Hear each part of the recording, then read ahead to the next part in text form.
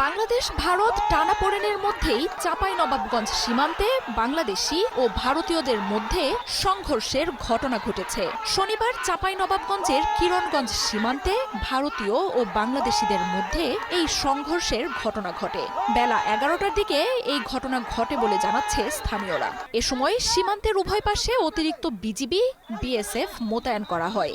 ভারতীয়রা বাংলাদেশে অনুপ্রবেশ করে বেশ কিছু গাছ কেটে ফেলে। এ সময় বাংলাদেশি নাগরিকরা প্রতিরোধ গড়ে তোলে। স্থানীয়রা জানান, ভারতীয়রা সীমান্তের কাঁটাতারের বেড়ার পাশে গাছ কাটতে গেলে বাংলাদেশিদের সঙ্গে বাকবিতণ্ডা হয়। এক পর্যায়ে দুই পক্ষের মধ্যে বাধে সংঘর্ষ। পরে এতে বিজিবি ও বিএসএফকেও হস্তক্ষেপ করতে দেখা যায়। সামাজিক যোগাযোগ মাধ্যমে ছড়িয়ে পড়া ছবিতে সীমান্তে তুমুল উত্তেজনার চিত্র দেখা গেছে। কয়েকদিন ধরেই বাংলাদেশ ভারত সীমান্তে ভারতীয় সীমান্তরক্ষী বাহিনীর অবৈধভাবে বেড়া নির্মাণের ঘটনায় উত্তেজনা চলছে। শিবগঞ্জ সীমান্তে গেল সপ্তাহেই এই নিয়ে ব্যাপক উত্তেজনা দেখা দেয়। এ সময় সীমান্তে মুখোমুখি অবস্থানে চলে আসে দুই দেশের সীমান্তরক্ষী বাহিনী। পরে বিজিবি ও বিএসএফ এর সাথে সীমান্তে অবস্থান নেন দুই দেশের স্থানীয়রাও। উত্তেজনার এক পর্যায়ে পতাকা বৈঠকে বসে দুই বাহিনী। তবে সংকট না কাটায় সীমান্তে অতিরিক্ত বিজিবি মোতায়েন করা হয়। শুধু চাঁপাইনবাবগঞ্জই নয়, আরও বেশ কয়েকটি সীমান্তে ভারত অবৈধ বেড়া নির্মাণ কাজের উস্কানি দেয় গেল রবিবার ভারতীয় হাইকমিশনার প্রণয় ভার্মাকে ডেকে পাঠায় পররাষ্ট্র মন্ত্রণালয়। এর পাল্টা জবাবে পরের দিনই বাংলাদেশের ডেপুটি হাইকমিশনার নুরুল ইসলামকে তলব করে নয়াদিল্লি। পাল্টাপাল্টি এই তলবের ঘটনায় বাংলাদেশ ভারত সম্পর্কে দেখা দেয় নতুন উত্তেজনা।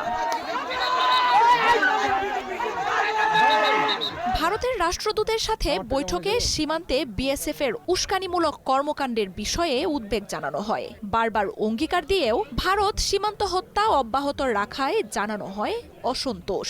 সীমান্তে উত্তেজনা বাড়ে এমন কোনো উস্কানি না দিতে দিল্লিকে পরামর্শ দেয়া হয়। পররাষ্ট্র মন্ত্রণালয় থেকে বের হয়ে ভারতীয় হাইকমিশনার জানান, সীমান্ত নিরাপত্তা ও বেড়া নিয়ে দুই দেশের ভালো বোঝাপড়া রয়েছে। এছাড়াও সীমান্তে অপরাধ, মানব পাচার এবং চোরাচালান বন্ধে ভারতের পক্ষ থেকে বেড়া নির্মাণ কাজ হাতে নিয়েছে বলে তুলে ধরেন প্রণয় ভার্মা।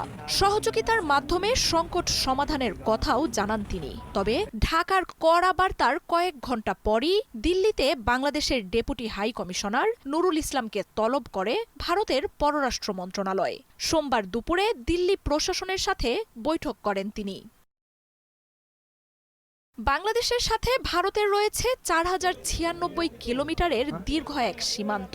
এর মধ্যে পশ্চিমবঙ্গের সঙ্গে থাকা 2200 কিলোমিটার সীমান্তের 20% কোনো প্রাচীর নেই। আগস্টে আওয়ামী লীগ সরকারের পতনের পর শেখ হাসিনাকে আশ্রয় দেয়া সহ নানা ইস্যুতে ভারতের সাথে বাংলাদেশের সম্পর্কের টানাপোড়েন শুরু হয়।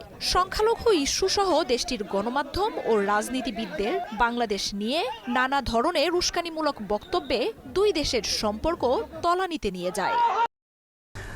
বেঁচে আসার যেমন ফুয়াদ, আপনি যেহেতু পড়াশোনা করেছেন লন্ডনে, আপনার অনেক মানুষ পরিচিত লন্ডনের সংবিধান, তাদের পার্লামেন্ট সিস্টেম। বাংলাদেশি বংশোদ্ভূত সাবেক প্রধানমন্ত্রী যিনি পালিয়ে গেছেন, শেখ হাসিনা ভারতে আছে, তার বোন অর্থাৎ শেখ রেহানার মেয়ে টিউলি সিদ্দিকী দুর্নীতির দায়ে নানান অভিযোগ